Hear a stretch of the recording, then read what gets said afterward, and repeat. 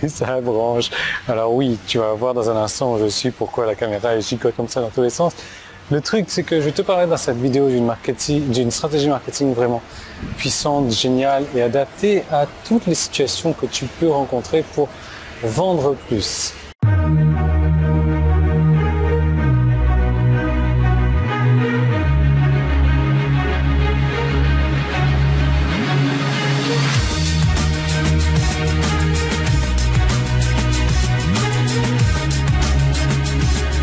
Alors oui, ça se voit peut-être pas, mais le soleil est à peu près à 200 degrés.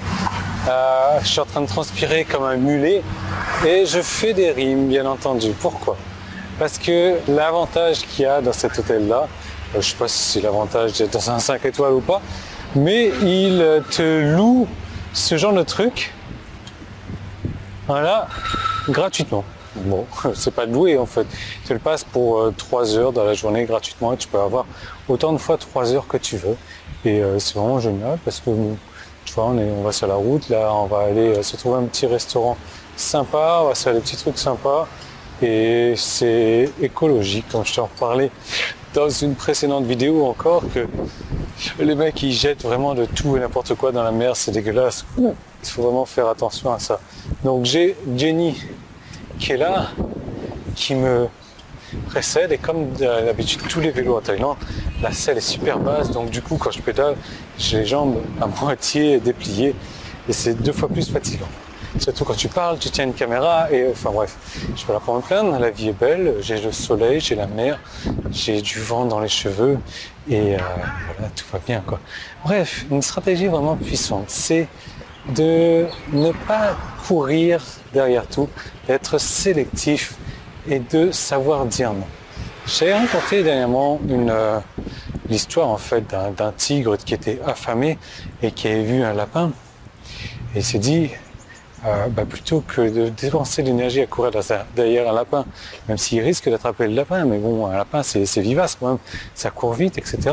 Plutôt que de dépenser l'énergie à courir derrière le lapin et finalement avoir attraper le gibier peut-être, et le gibier va faire en sorte de lui donner de l'énergie, mais pas autant d'énergie qu'il aurait dépensé pour avoir ce gibier-là. Il a choisi de passer le lapin, d'attendre un petit peu, d'être affamé un peu plus, et il a bien fait parce que pas longtemps après, il y a une antilope qui est arrivée.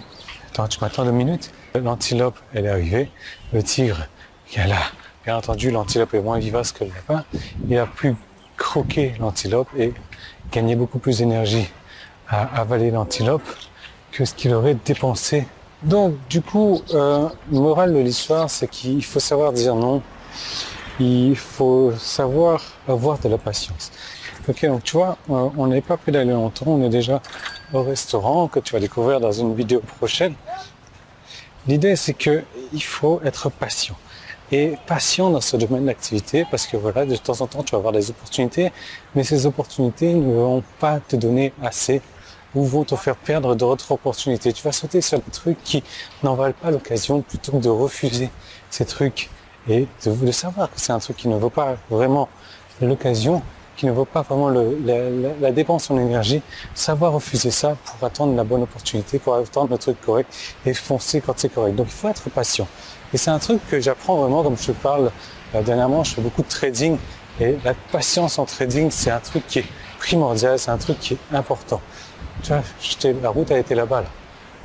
Donc je suis vraiment essoufflé à 2 balles, comme si je n'ai jamais fait de sport dans ma vie. Et je suis en train de pousser un vélo dans le sable mouvant.